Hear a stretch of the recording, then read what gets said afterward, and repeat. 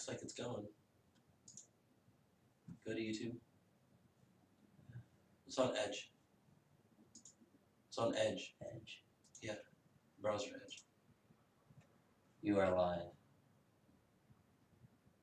Alright, we're live on YouTube. Yeah. Alright, we're here. Let me go to it real quick.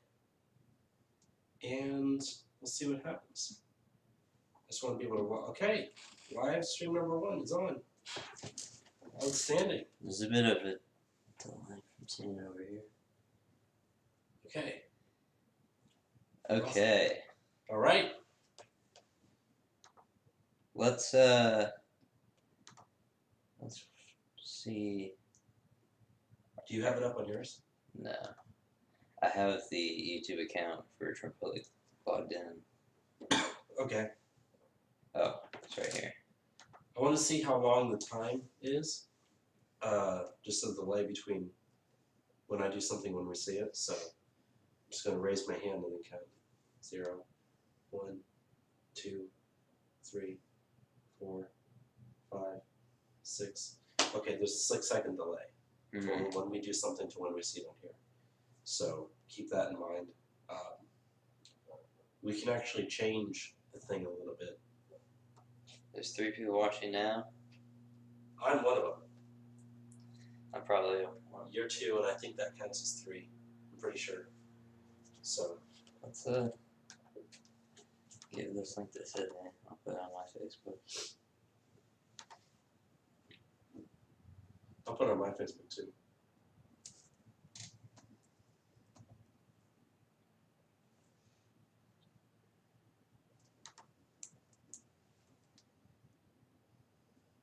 Everyone was saying we need more video content.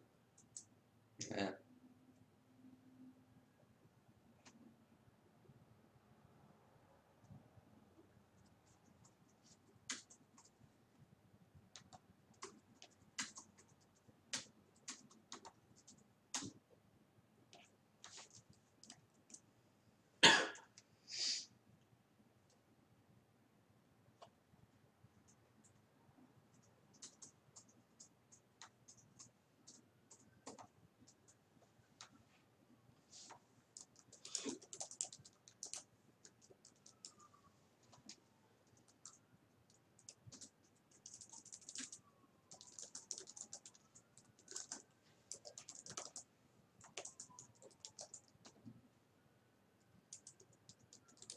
Alright, I posted it to my Facebook.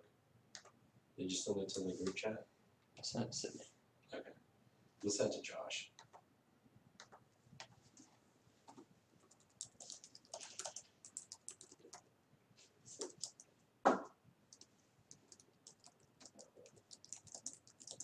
Still 3 people watching. I wonder if you can set moderators for your chat, like other accounts that are watching. If so, you could put my Bobby as Yoda account as the official one, you know? Or as like a moderator. Because I'm going to have it up. I wish I actually was using my headphones. I could listen to this and hear how it sounds like.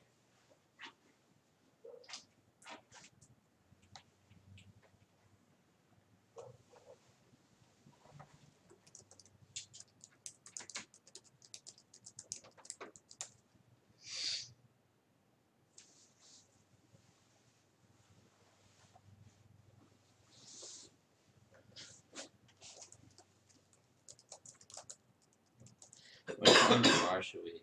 What's that? What time tomorrow should we do it? Let's just like 3. 3? I think 3. 3 is a good time. 4. I think that's good. Because like if we're gonna do live shows, we have to like have hard starts pretty much. Yeah. So it's whatever.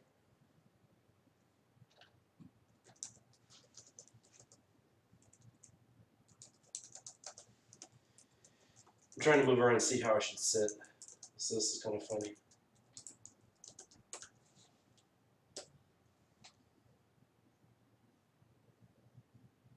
Is the audio good? Here, talk more towards like the mic, like you would be talking to the mic real quick. But I'm not actually using my mic. No, you're not. But just Okay. like talk towards the camera. Yeah. Okay. Keep it normal. check things out.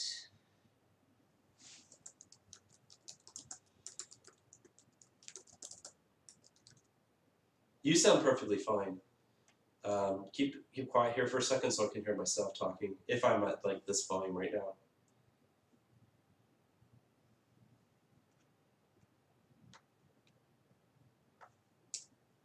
It sounds like we're almost just having a Skype conversation. Yeah. But without the like Skypey noises.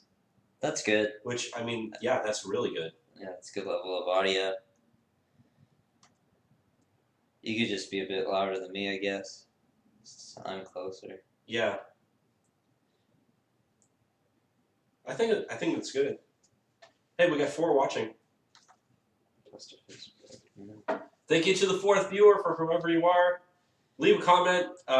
We're gonna get started here in just a second. Yeah, we'll go into some content real soon. Let's just talk politics like aimlessly. Yeah. We're gonna go over some stuff. Whoever the 4 viewers are right now, we're gonna go over some stuff that we're gonna talk about tomorrow on the show. This is mainly just a test live stream, but I mean we're gonna treat it like a real thing as well. So a couple minutes on that. So just hang on, and we'll start here in just a minute, like we said. We got 5 watching. Thank you. Thank you, viewers. It's great to see you. How are you all doing this Saturday night? Leave a comment. Maybe we'll have a little chat with the chat here as we continue to go on. Yeah, we'll respond to anyone in the chat. We lost a viewer. We're down to 4 now. So 4th viewer, whoever you are, please do leave a comment. All right, I put the link out on my Facebook, and did you put it on yours yet? Yeah.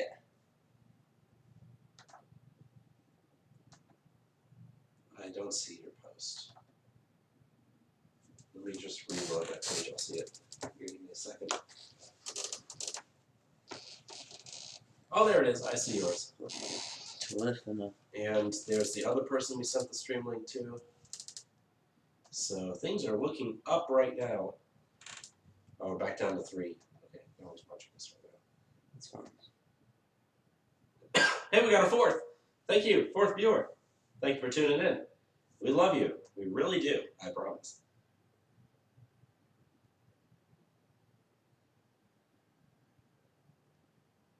Yeah, I don't like viewers. What's that? None. Thank you to our viewers as you're tuning in. Like we said, we're going to get started just here in a second. We just sent out the link, so we're going to give it a minute to allow some people to tune in that we know we're going to watch. And then we'll be right to the show. I'm actually going to keep these in to listen to it, just to see what it sounds like for a second. Yeah.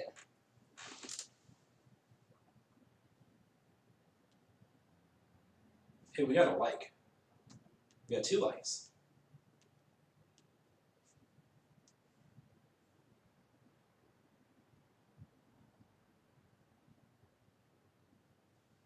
I don't know the best way for me to sit. I guess just to sit just like this. Yeah, it's fine. Whatever's comfortable with me. I'm actually going to move the chair a bit.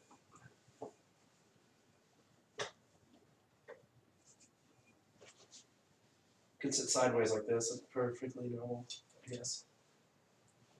Just kind of lean on the desk. Yeah, then I could just be like, yeah, what's up? What's up? How y'all doing? Yeah. Let's start at 40 with like Start at 40? Yeah. All right, we're gonna get started in 1 minute, folks. 1 minute.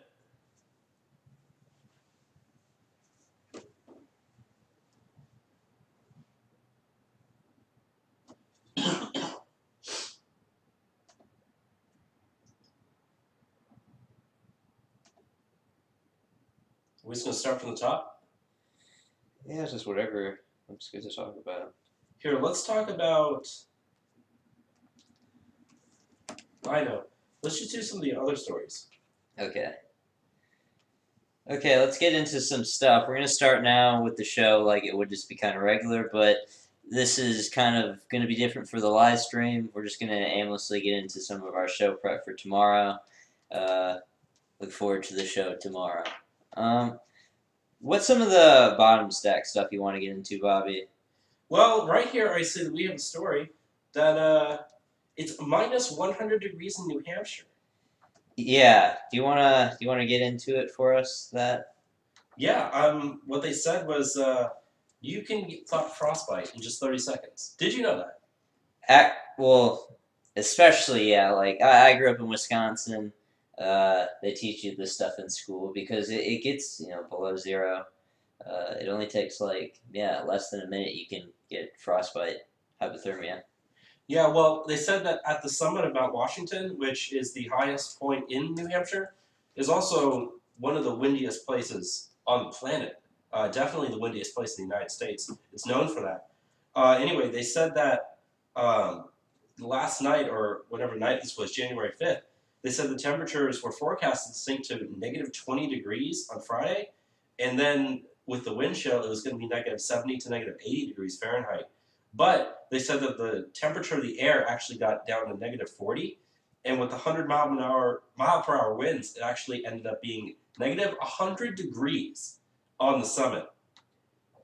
But they did say that despite the cold temperatures, there were 3 people that worked at the observatory up there, and they stayed there the entire night.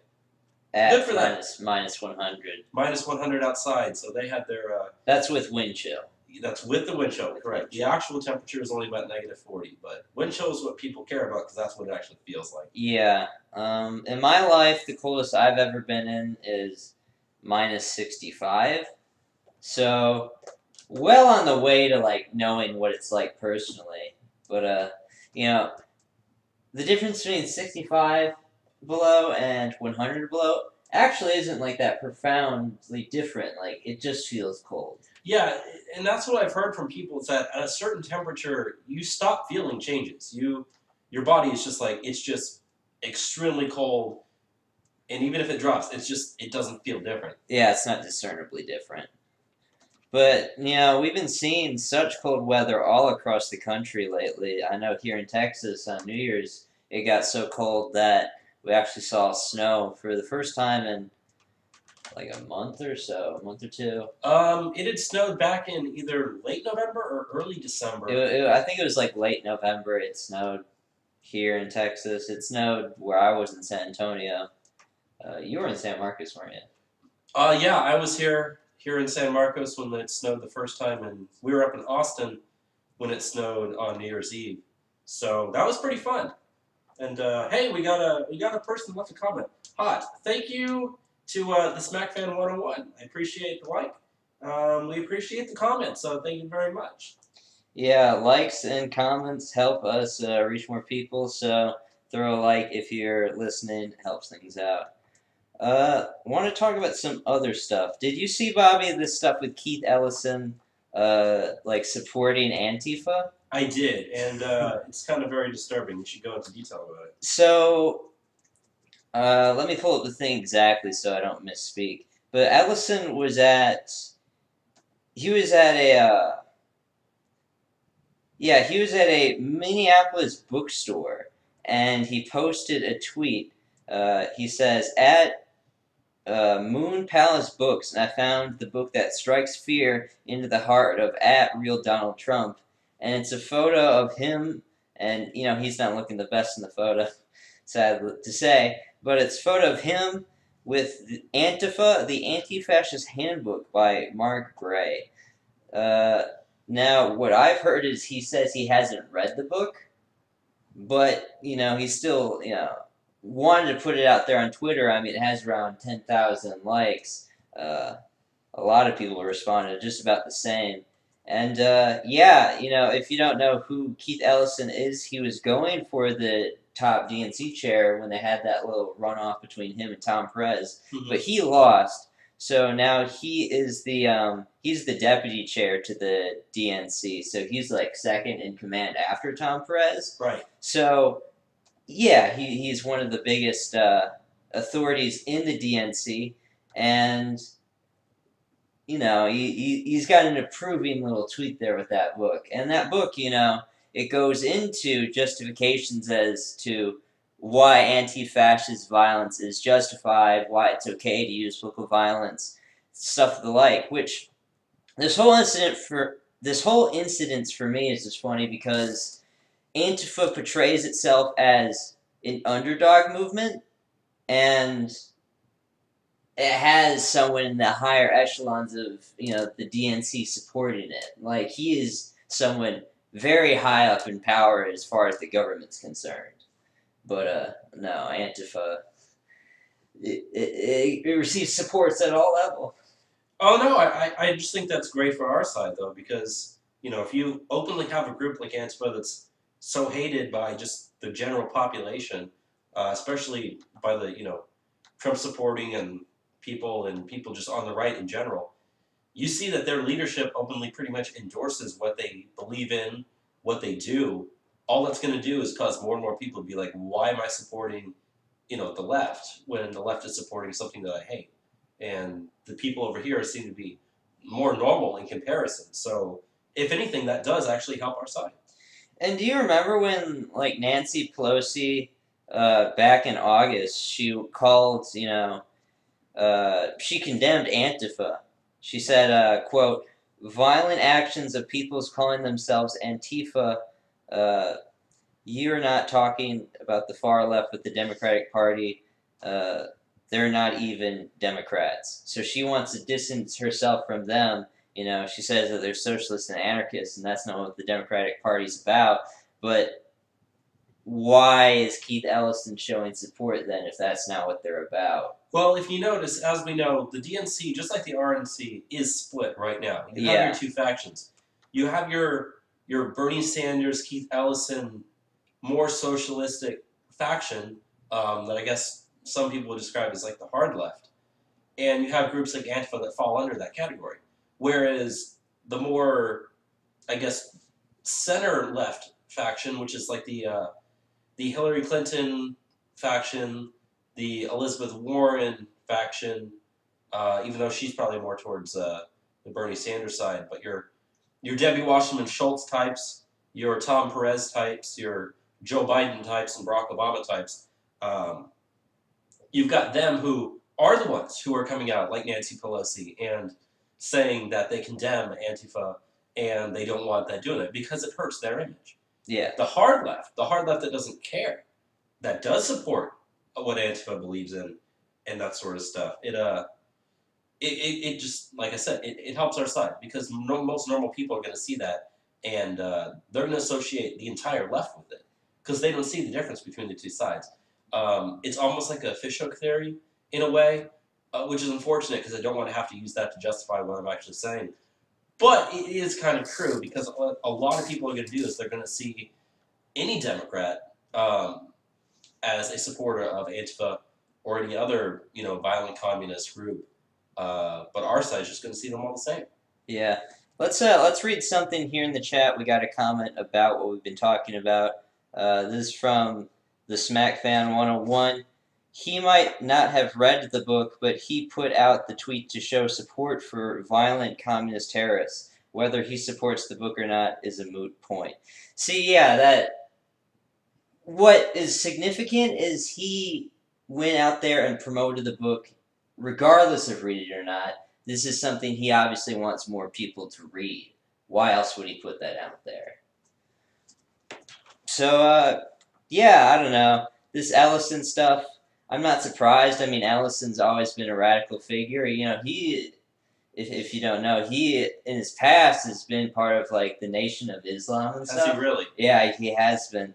He's always been a radicalist who, I don't know, he's been fast-tracked to a great degree in the Democratic Party. He's in a high position of power for not being too old. I mean, he's only in, his 40s or 50s? I mean, I can look up his age, but I just want to ask you, do you think Keith Ellison is a potential 2020 runner for the Democrats? No. I think where he is in the structure of the Democratic Party right now... He's 54. He's 54, so he's not... He's even younger than I thought he was. Yeah, he's not too old, really. But, yeah, I don't think he's someone that would be good to run in 2020.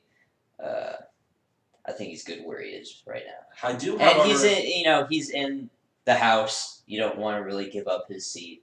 Well, I mean, his district, it's not exactly a district the Republicans are going to be able to swing. Yeah. But, as I said, the more I guess I could say the far left has their guys in seats, the better off they are.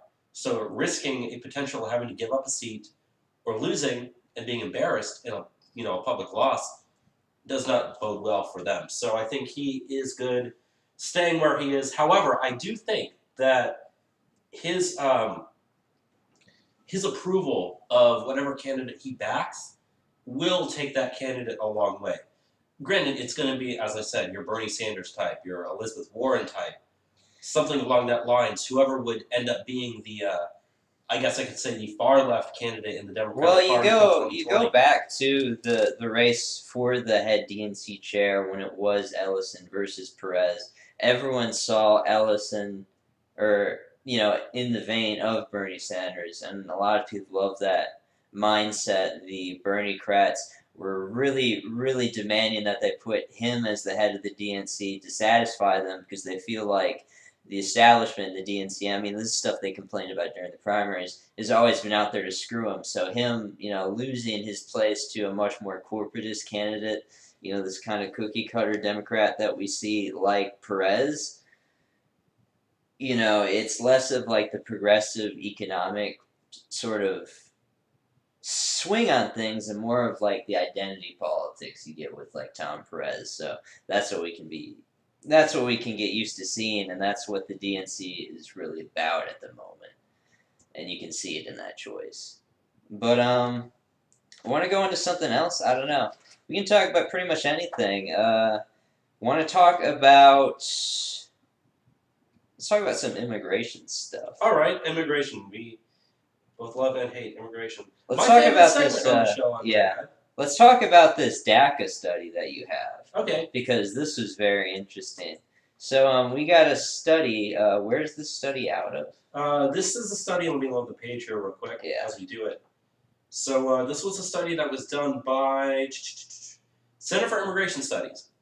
Center for Immigration Studies, which, if you don't know, they're one of the most reliable sources for studies on like the negative effects of immigration to use in advocacy for patriotic immigration reform. They have a study out of there that shows that nearly 25% of the DACA kids, the Dreamers or whatever you call them, 25% of them are functionally illiterate in English. You know what's even worse though? They also found out in the same study, 46% of the DACA illegal kids. I guess kids is the air quote word that we use, but it's between like the ages of 16 and like 36, so it's predominantly the average age, I believe, was like 24 or 25, right? It's like the mid-20s. So we're not talking about children here. We're talking about young adults, if anything else. Anyways, 46% of them, according to the same study, have only basic English proficiency skills. Basic English proficiency skills. So they talk about how these people are like, super immigrants. Like they're the most important people to be here. They're better than you. They work harder than you. It's all valedictorians. But almost half don't even have. Well, half pretty much just don't have like average English skills. Yeah. Whatsoever. They don't even like meet basic. So how are they supposed to compete in the American economy if they don't have these skills? I think it'd be better if they just go back to their home country where they speak the language they're comfortable with, which, is predominantly Mexico. And remember, you got to keep in mind, only 4% of those DACA people have completed a college education. Only 4%. 4%. And I guarantee you that 4% is not part of that 26, obviously. Which, we're talking probably, the top 10% of the, 700,000, I believe is the number they're throwing around right now, that are people that are on DACA. So obviously, compared to population size, they're far less likely than your average American to have a degree. They're far less likely. What percentage do you say hold a college degree? 4%. The of working aged Americans in the country, nearly 40% of a college degree. Nearly 40%. They are a tenth educated to the average American. They talk about how these are all valedictorian astronauts, doctors. No, they're very highly uneducated people. I know it's something like 10%, 10 or 15% are college or high school dropouts too of the DACA recipients. Yeah, we went over that study a while back. It'd probably be difficult to find it at this point, but it was somewhere right around there. Yeah. So I don't know.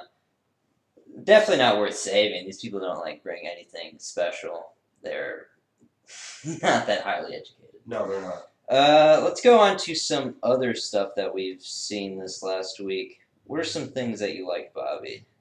How about this right here? You said that there were some signs banning California's sanctuary state policy. Right? Oh yeah, these were some fun things that we saw this week. So,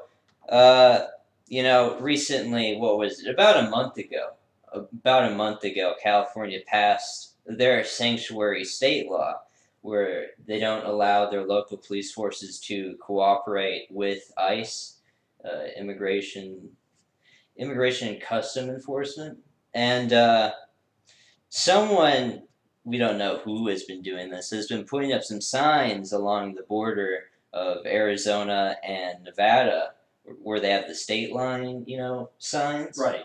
And they put some of their own signs celebrating their new sanctuary state status. So here's one that was on it was on the freeway between LA and Las Vegas, and it reads, "Official sanctuary state, felons, illegals, and MS-13 welcome. Democrats need the votes." So it's true. I mean, it is kind of true. Like, the thing is, they had to take these down like really quick. Obviously. Yeah, and it's not legal per se to do what the guy did, so it's not something we want posting to endorse so much. Posting fake street signs is against the law. Yeah, for obvious reasons. But I don't know. They took great offense to it because it's pointing out what the policy at large enables. Right. It enables people that are illegal to say, California is the place for me. If I don't want to be arrested for my criminal actions, I'm going to go to California. And I don't think there's any really disputing that at this point. That's what a sanctuary, status policy does. And, frankly, I'm almost glad that it is, simply because we have a place to put them. And by that, I mean there will be some people who will choose to move to California if there is a crackdown in immigration. Yeah. Not all of them, but there will be some.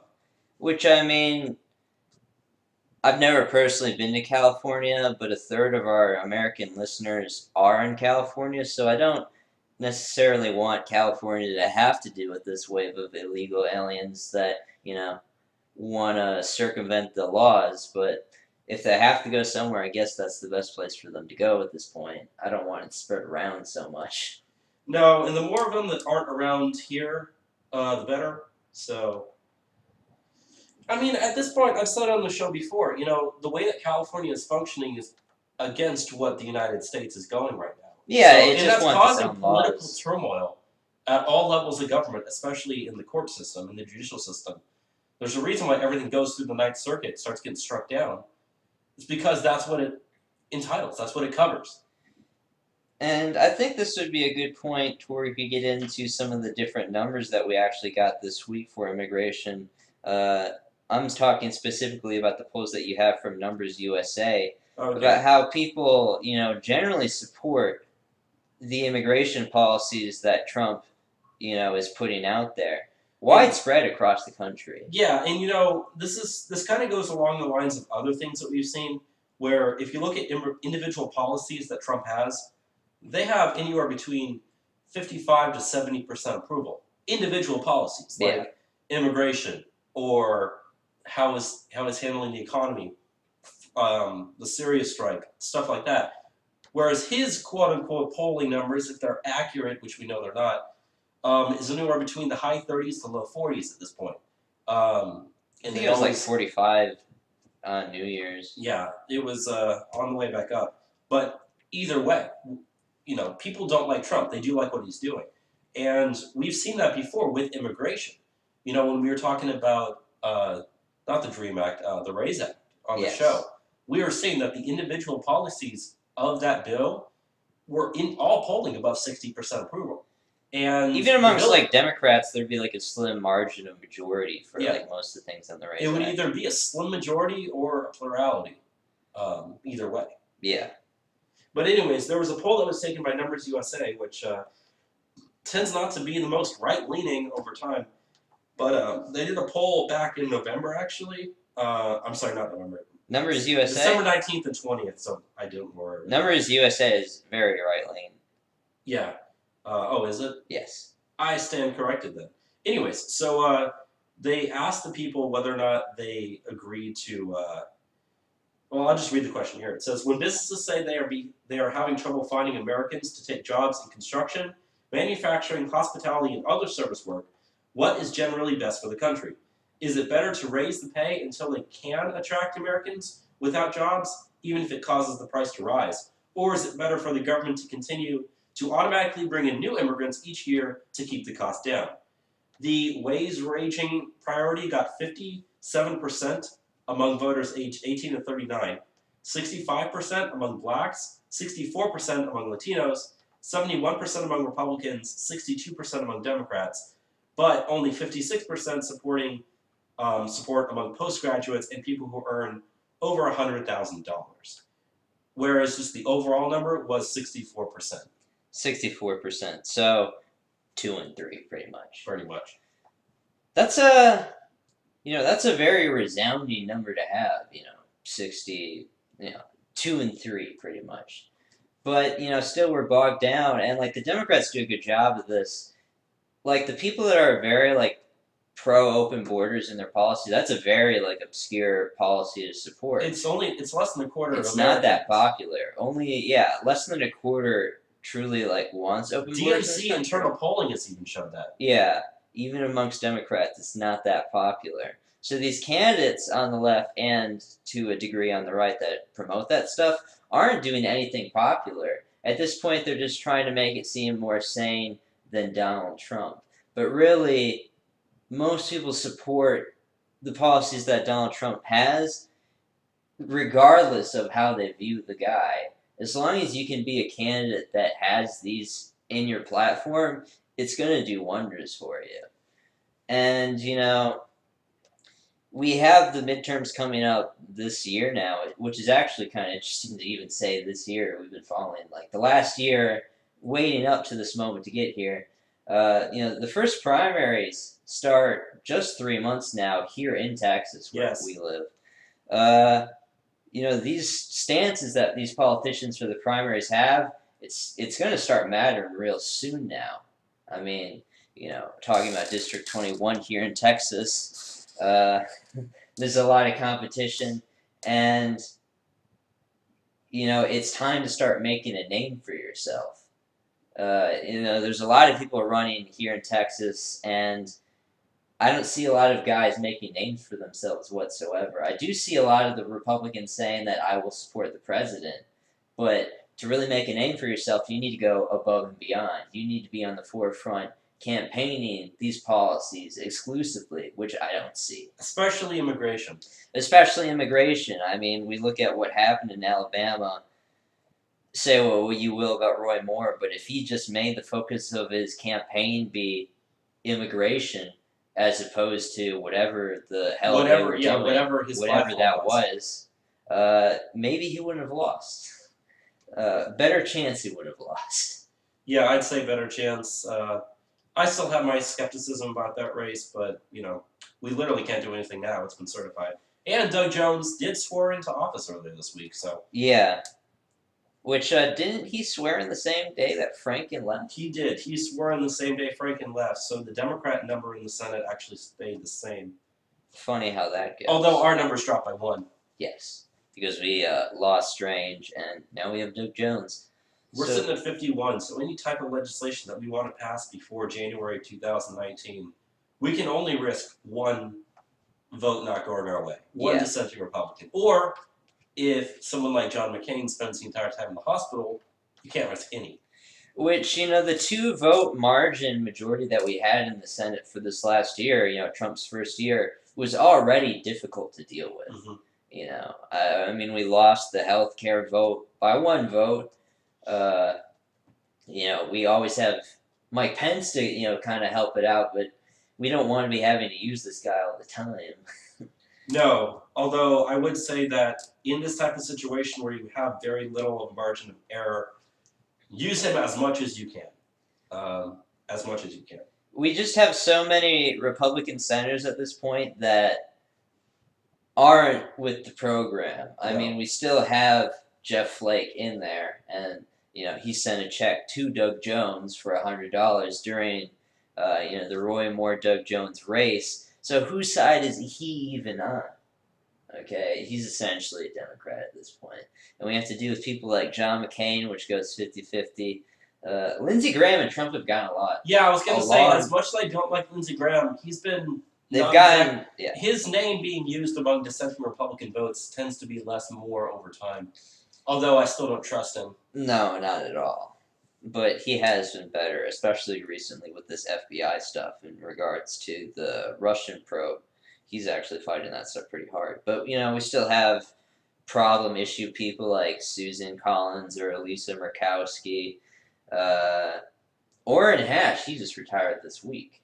Did he actually leave office? He didn't leave office. He announced that he's not going to seek for anything. So he's lame ducking it. I mean, we haven't had a problem with him, but also, we have another guy who's lame ducking it right now, and that's Bob Corker. Right. And Bob Corker's feuds with Donald Trump have been well noted these last couple months. So he's always a problem guy. It's going to be hard to pass anything this next year. You're not going to see much at all. Well, here's the thing about that. Part of that is a good thing, because look at the stuff that Trump tried to get done legislative-wise in 2016.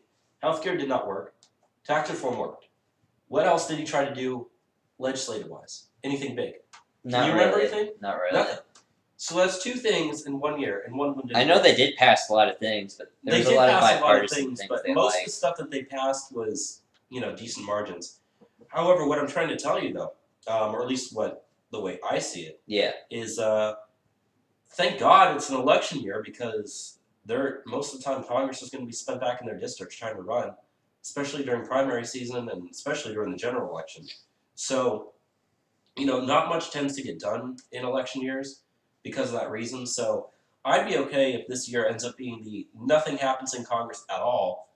And then Which Trump to a degree, Trump does everything that he can with the power that he has. To a degree, that's what 2017 was. Exactly. But he did have the focus on the House and the Senate. Imagine if that focus just wasn't there. If we didn't sign tax reform, this would have been an extremely unproductive year. Yes.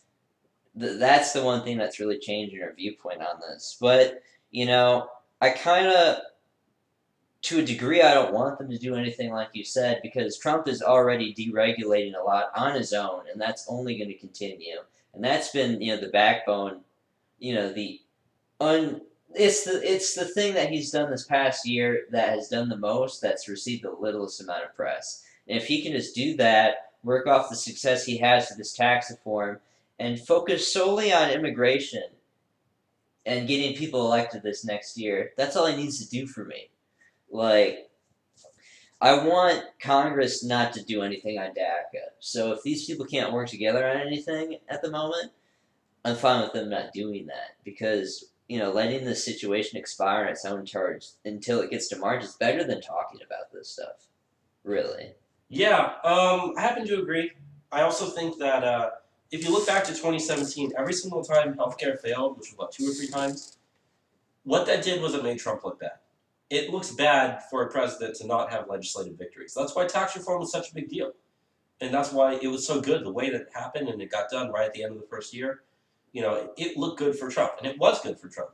But if you look at the rest of the year, we didn't get anything major passed. And the stuff that we tried all failed because of John McCain dissenting vote in healthcare. And heck, even tax reform, I think, didn't work out a couple of times. And I think there's a lot of blame to be put on Donald Trump for this. Yeah. Okay, he's the guy that's setting the agenda. He's the guy at the top. He's in the White House. He sets the strategy, him and his administration. But he's essentially the guy that gets the final say. This is what I want to work on right now. I mean, there's obviously a lot of, Republican Party leadership that's forcing him to work on some of this stuff. But, why did he start out with healthcare from pretty much the beginning? We worked on that for how many months? Like 4 or 5.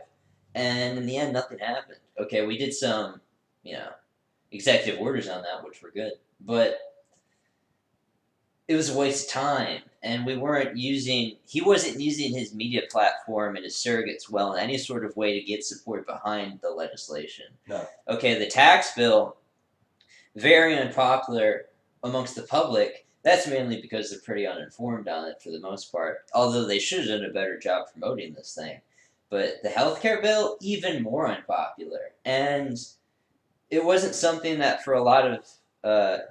it wasn't something that I was necessarily behind the whole time either. Okay, the bills that we saw, minus the one that John McCain flunked on us, weren't that good to begin with. No. And why is he spending his time on stuff that just isn't good? And here's the thing about that. Because of the fact that in tax reform we repealed the individual mandate. Yeah. And Trump signed the executive order that allows people to buy across state lines. Those two things alone almost repeal some of the worst things about Obamacare. Because, the main argument people had on the right was, why am I being forced to buy something I don't want, or being forced to buy something that's too expensive for me? Now, you don't have to pay a fine, which means you can drop from your expensive plan. And if you say, well, I still want to have it, what do I do? Well, because I can now buy across state lines, let's say I'm in Texas and I don't like my plan. Oh, wait a minute. There's a company, or there's a healthcare insurance thing over in, let's say Connecticut, and theirs is cheaper, works better for me, offers more. You're going to go with that plan. And what that does is, as we said, that creates competition amongst the states, competition amongst different entities that have health insurance for sale.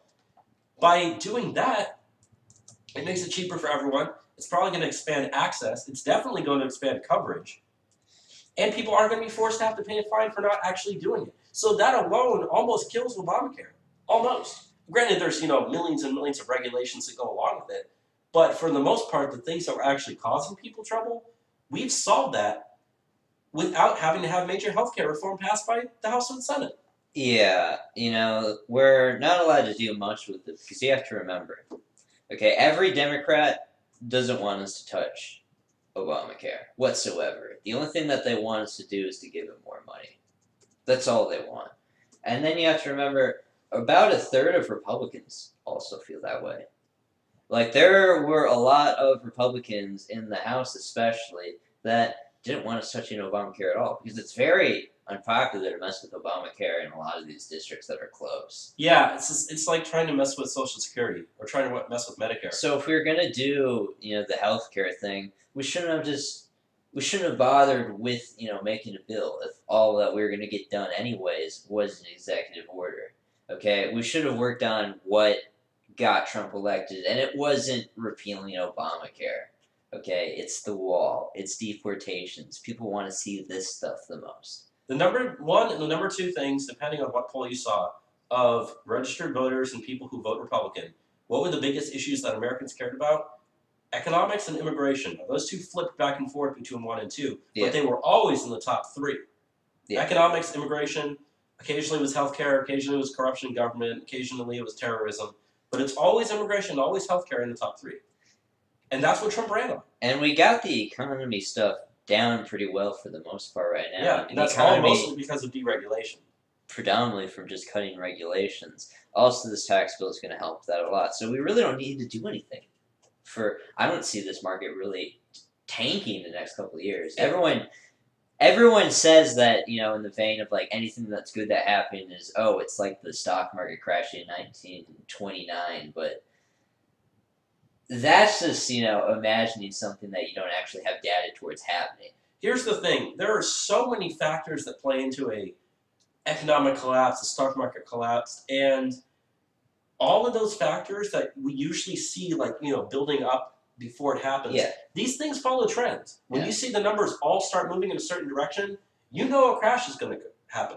There were people in the summer of 2008 that, on CNBC, were saying, yeah, I wouldn't be surprised if this entire thing collapses. And that's exactly what happened.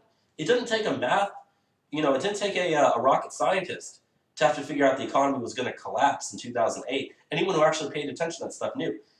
Those factors that all point towards that stuff, the stuff that you start to see 6 months, 3 months, a month in advance of a major collapse, nothing is indicating that.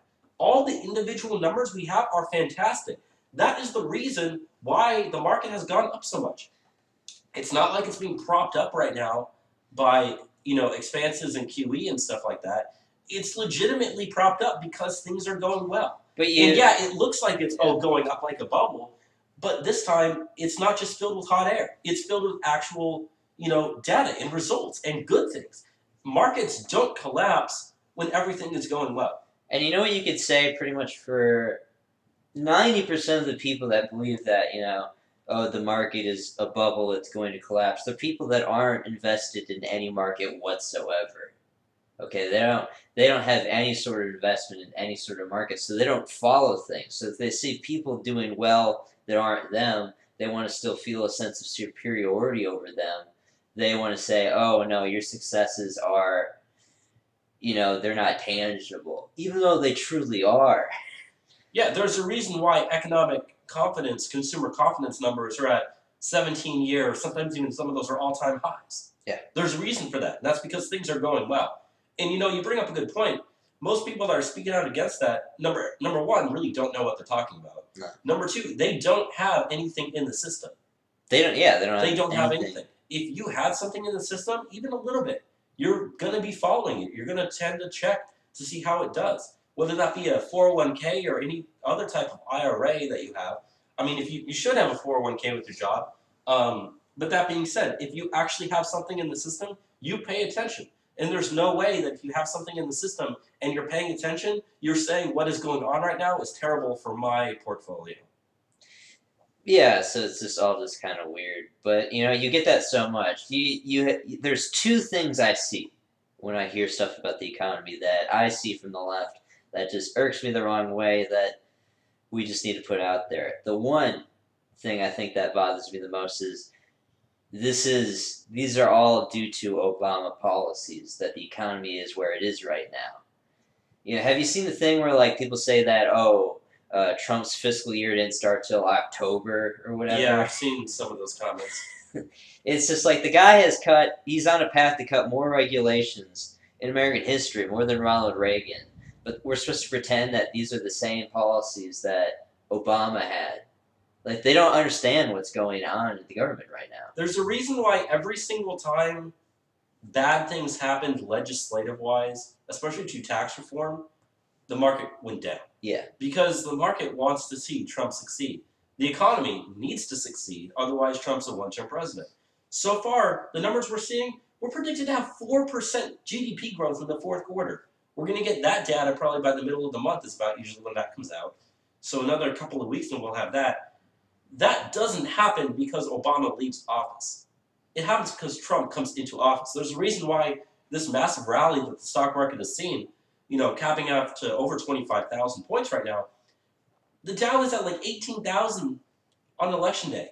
The day after election day was the day that it started to skyrocket. That didn't happen on accident. That's not a coincidence. It's because everything up to Trump coming into office was speculation. And it was still speculation. Now we have something to answer for it. Yeah. With tax reform. And, what we've seen with tax reform, we talk about incentives, and we want to incentivize companies to do good things. And, you see them do certain actions that show their vote of confidence in the economy and the policies of the government at the moment. I mean, we've seen over 1,000 different companies, I believe it is at this point, that have done either given their employees a bonus, they are increasing, their general wages. They say that they're hiring more or they're investing more in their companies. Over 1,000 companies since tax reform passed, and that's less than a month ago at this point. It's just 2 weeks ago, actually. Yeah, we forget. If there's one thing I'll say about the Trump administration, time flies. We get tangible results so quickly, though. Yeah, it was only 2 weeks ago. It feels to me like it was months ago in my mind, but no. Wanna go into some other stuff? I know that we wanted to talk a bit about some Gorilla Channel stuff. Yeah, let's go ahead and do that. Where is that on the list here? I do not know. I didn't put an article for it. Well, that kind of all goes along just with that whole book that was written. Yeah. So this week there's been a lot of controversy around this book called Fire and Fury that got put out. Do you know who's the author of that book? The last name of the guy is Wolf. I'm trying to see what his first name is here real quick. Yeah. His last name is Wolf. His first name is Michael Wolf. Michael Wolf. Now, Michael Wolf has had a past of getting in trouble for making up quotes about people. What he's also done is, in the book that he just recently released, in like the prologue or the beginning section, he literally says not every quote is an exact quote. A lot of those quotes are quotes that I made up, or were changed to fit the whole like mood or whatever tone he's trying to get out of it. And his justification for that was, well, even though they're made up, they were still real to me, which is absolutely stupid. But that being said, people are taking every quote that's read in this book as legitimate. Yeah.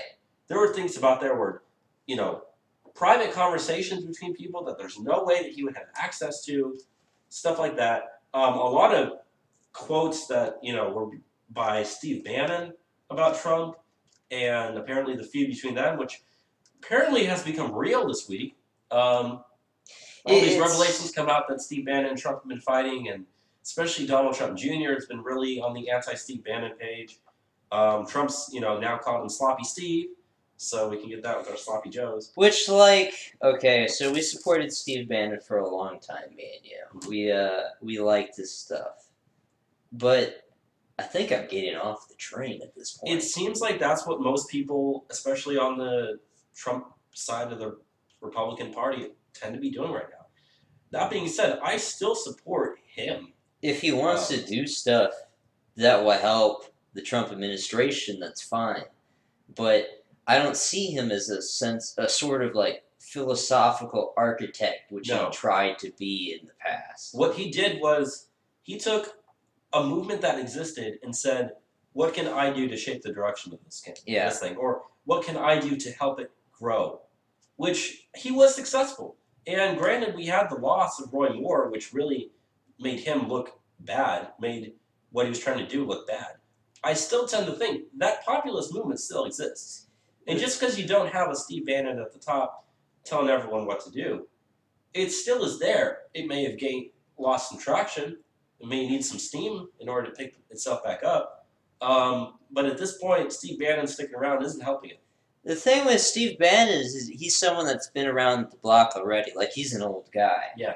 And, he was especially involved with stuff like the Tea Party movement, which you look at Trump, he is kind of, in a sense, the outcome of the Tea Party movement. The resistance to Obama, you could see as the direct result of President Trump. And you have to keep in mind, Bannon, he plays himself up as this, populist, nationalist ideologue and kind of the mastermind behind a lot of different things. He got into the Trump campaign late in the game. He got into, the Trump campaign after the RNC. Yeah. Very late. So he wasn't, helping him through the primaries where he actually built his capital as a politician.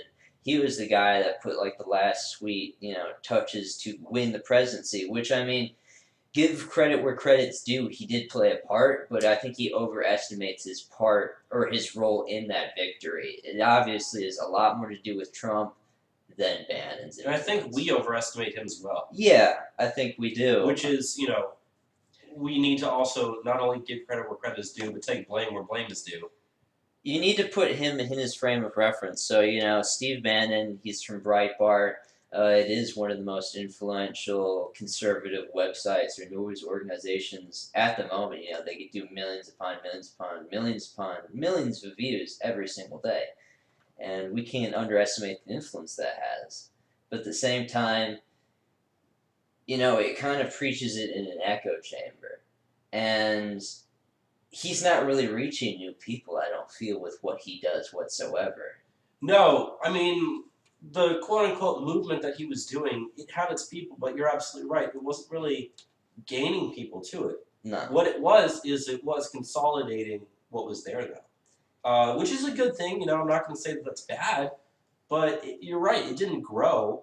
And what you really need to do is just don't worry about growing it. Worry about maintaining the momentum that you have. Don't lose it. And I feel like that's kind of what we've done is we've skidded a little bit. And as people like you and me that are a part of that hardcore, like, right-wing populist grassroots base that cares about what the Trump administration is doing very greatly, and we want to support it. We saw Steve Bannon as our conduit to express that into the country at large. Mm-hmm. But really, I don't think that we need his permission to do that. I think anyone can go out there and do that for Donald Trump.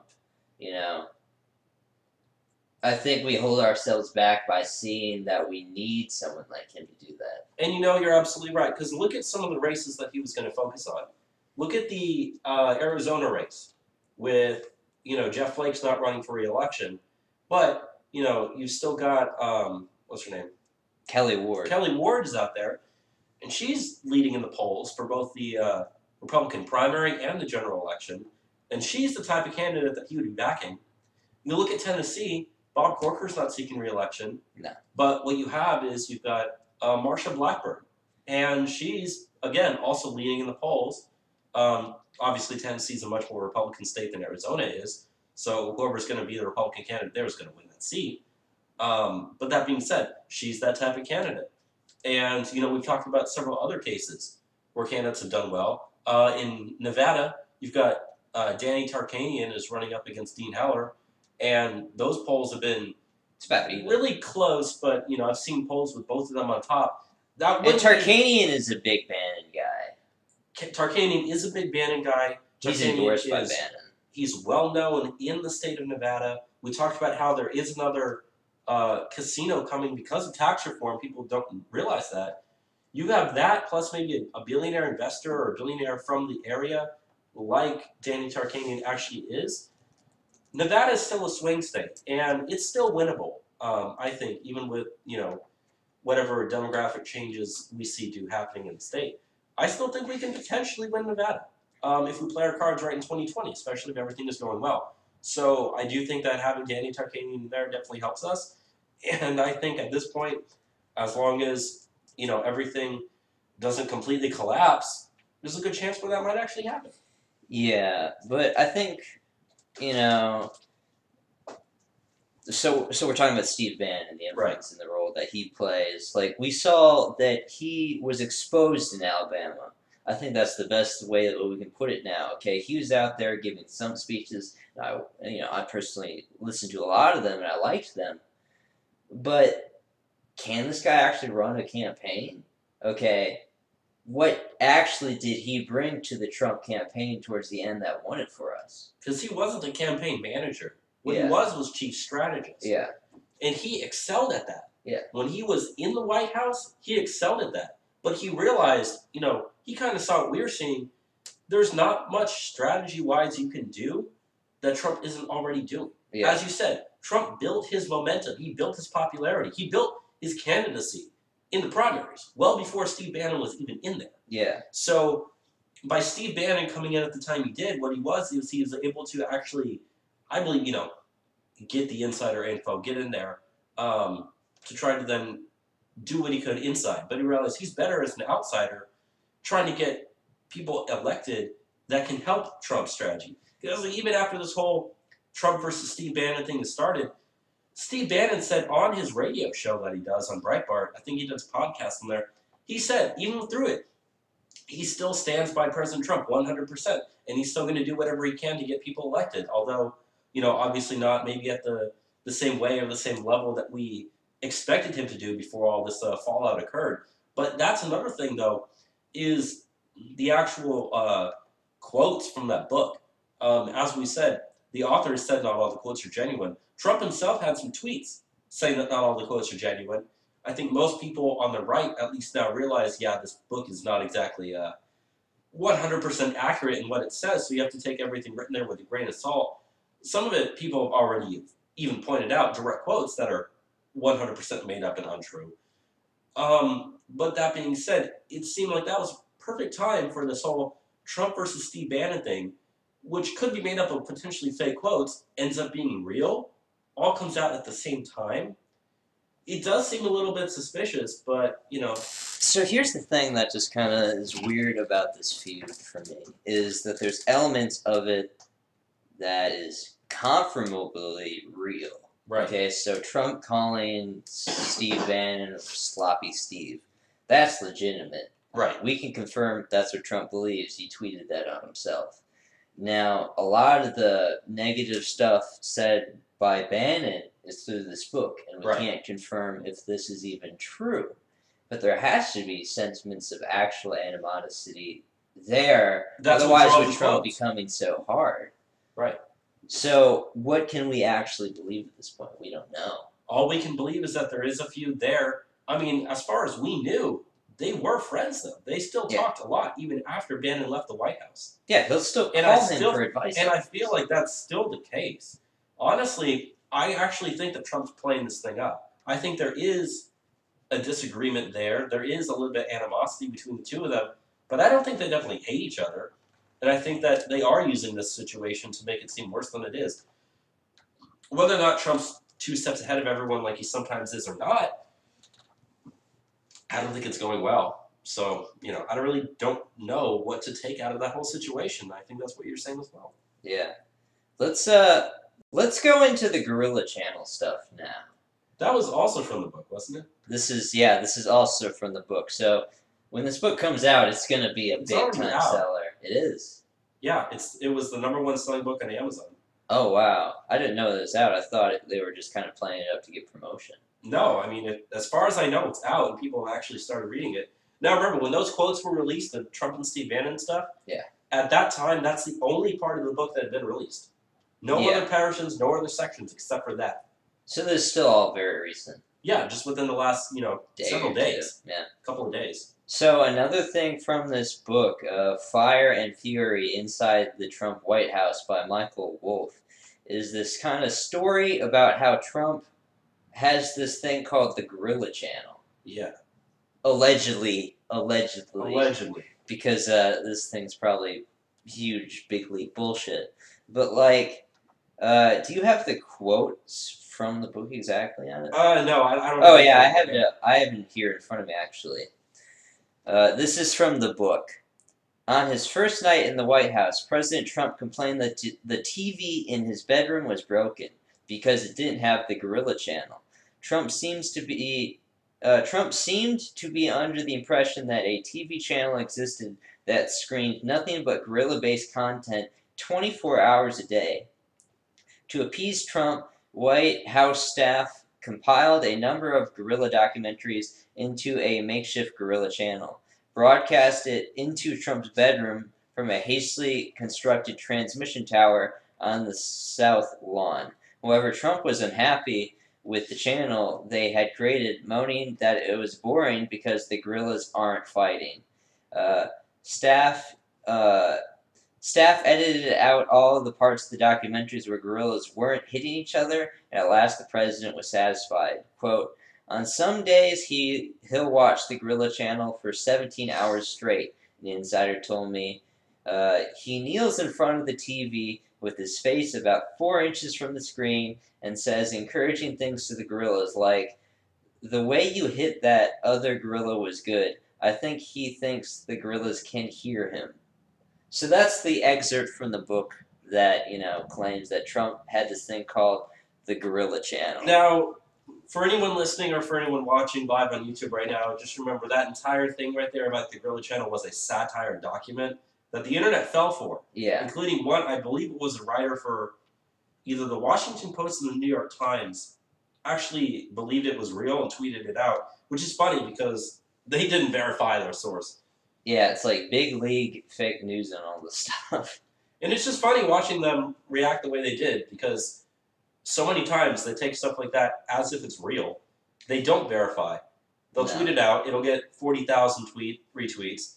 and then the retraction gets like 12. And that's just how it happens. That happens But like, all the time. it's still a super popular thing, this Gorilla Channel. So, Esquire and Vice News this past weekend so far have created their own version of the Gorilla Channel. And there's a tweet from Netflix itself that said, please stop calling our customer service hotline to ask if we have the Gorilla Channel. That tweet has 290,000 likes. Amazing. So people are going, crazy over this Gorilla Channel stuff. Oh, the person who tweeted it out as if it was real was Eric Garland. Garland. Whatever newspaper he writes for, that was the guy who thought it was real. Yeah, I don't know who that is. He's the blue check on Twitter, so. Yeah. So you take that with a grain of salt when you deal with blue check marks. But, yeah, I don't know. They use so many details in this little story, it makes it seem like it could be real in that sense. Yeah. Why is it so detailed? But it's just like the level of absurdities that they place towards this thing. Like the guy wins the presidency, it's his first night in the White House, and apparently he's going to complain about he wants to watch the Gorilla Channel. You think he has a little more, on his plate. Like, remember that first day he signed, like, a bunch of different executive orders? Yeah. I don't think he was watching the Gorilla Channel. I don't think he was getting people to run around to work on the Gorilla Channel. He had bigger things on his plate that day. Yeah, and the thing says, oh, he watches it 17 hours a day. We follow what Trump does every single day. Yeah. There's no way, at least since he's been president, that he's had an entire 17 hours to watch a TV channel. Yeah. Trump's busy constantly. Calling people, traveling, doing business work with people as his job. He watches TV, but he normally 16 watches TV hours in the straight, morning yeah. just to do his daily updates before he gets his actual updates from, his staff. Yeah. So I don't know, but yeah, that's one of my favorite stories this week. It's just so absurd, but I don't know. People like the idea of the Gorilla Channel. I mean, I like the idea of the Gorilla Channel. I think it's hilarious. A TV channel that's called the Gorilla Channel, where it's only gorillas fighting each other, would be kind of fun to watch. We need to set that up on YouTube, have a constant stream going of gorilla documentaries, gorilla TV shows, anything with a gorilla. Just have it going constantly, always. It can't just be anything with gorilla, though. It has to be fighting. Then we'll have the fighting. Yeah. It'll just be on a loop. Be some fun stuff. Let's, oh, man. Well, we just lost a well. red one. So congrats, everyone, for watching that. Yay for the new studio! Yay, it works! Leave a like for seeing the thing fall down. Let's just go into a couple more things, and we'll close out the stream, and, we'll get ready for the actual show tomorrow. Yep. Let's go into some of the stuff that we've seen out of Iran. Okay. Let's briefly go on what we've been seeing this last week. Well, go ahead and just let everyone know what's been going on, just as we talk about it. Okay, just to get them back up to speed. For about the last week, I wouldn't even say the last 2 weeks. It's been about a week. Right before New Year's. Right before New Year's, yeah. There's been protests in Iran, and apparently this is supposed to be like, they're anti-regime, they want liberty, freedom, that sort of stuff. Feminism, they're taking off the burqas and protesting, and at least they're making it up on the TV like it's some sort of big groundswell support for regime change in Iran. But my thing, and I believe your thing as well, Bobby, is this isn't actually what they're making it out to be whatsoever. Nope. So at the same time as these protests, which we've been seeing actually they're not strengthening the support. They're getting outshadowed now by pro-regime protests. But they don't show these protests on TV whatsoever in the West, the ones that are for the regime. And, right now we see, in the interventionist side of the Republican Party or neoconservatives, they're pushing hard for regime change stuff in Iran, and Donald Trump is doing this as well. Yeah. So it's definitely not good stuff. They're all everyone's on board. We need to support these protesters. We need to. Donald Trump has said it. Paul Ryan has said it. Mike Pence has said it. We all need to support these protesters. Why are they all so immediately jumping on the back of supporting these protesters the second anything happens in Iran? What difference does it make to our country? We're working on things in our home front. I don't want to have to deal with their, internal infrastructure. It's not worth our time or our money or our lives. And that's, excuse me, that's part of the thing that Trump ran on too, was not get involved. And so far we haven't actually gotten involved. All we've had was voicings of support. Yeah. Which if we can stay out of it and not actually get involved, and it takes, voicing or support for whatever, as long as we don't get involved, I don't care what the opinion of our government is on it. Until we get involved, at which point then it's like, yeah, you've gone too far, you need to stop. So I don't care if we like it, I don't care if we hate it. It doesn't help us in any way. I believe the Iranian people should be able to decide how to govern themselves. We shouldn't be involved. If they want a more Western freedom-style country, fantastic, let them do it. If they want to have more of an authoritarian Islamic regime, then go ahead, go for it. It's not bothering me. Why should we get involved? But here's the thing, and I mean, me and you, we break away from a lot of the mainstream conservative movement in a lot of ways. You see so many of these people in the mainstream of conservatism talking about how, the Ayatollahs are these dictator level people that control Iran. But if you actually look at what they do, they serve the same role as the Supreme Court does in the United States. They're a council of, pro-Iranian, they're a council of pro-Iranian judges almost in a sense. I forget the exact title that they use for the Ayatollahs. It's like the Supreme Council or something like that. Yeah, something like the Supreme Council. But, Iran has a democratically elected legislator. They have a president. The Ayatollahs only stand there in a way as to take final decision over legislation that they try to pass. The council is the Supreme Council of the Cultural Revolution, but it's nicknamed the Council of Guardians. Yeah, the Council of Guardians.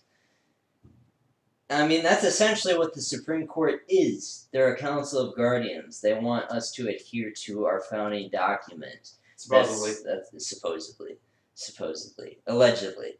But this is what the Iranian Ayatollah does. But they're trying to masquerade it as it's something it's not. And who are we to criticize the structure of this government, the Iranian government, but not have any sort of scrutiny for other regimes in the region that do bad stuff? The Saudis and the Qataris are up to a lot of bad shit all the time, but we don't do anything about that because, we're allegedly allies with Saudi Arabia. Yeah. What we're seeing now is the war in Syria is over. That was a proxy war between, Iran, who's trying to get power in the region, and a bunch of different client, groups that don't want Iranian power in the region, mainly Israel and Saudi Arabia. Yeah. And what we've seen there, Syria has overcome, the Iranians have won that battle. What have we seen in other proxy wars in the region, like in Yemen? The Houthi rebels, backed by Iran, are actually doing pretty well at the moment. So they want to open up a new avenue to take the fight to Iran, but we don't have any other proxy wars, so what can we do?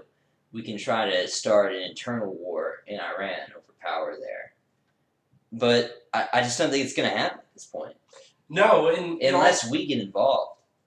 And I don't think we are going to get involved. It just doesn't seem like that's where it's going. I don't want us to get involved, obviously, but it also seems to me that the movement has kind of almost died down a little bit. Yeah. Does it seem the same way to you? That these whole protests, they peaked, and there hasn't really been any more news for the past couple of days about them. No. So I'm not quite sure what's going on there. But either way, as I said, we don't need to get involved. But we do need to follow it closely. Yeah. I think with that, we've been streaming for like about an hour. You want to just close up? Yeah, well, go ahead. This is, yeah, this has just been kind of a test stream, our first stream that we've done on YouTube. We were looking to do on YouTube as well, but we couldn't get that working. So, I mean, as of tomorrow, we're going to be doing the show live on YouTube. We're going to be doing that around 3 p.m. Central Time.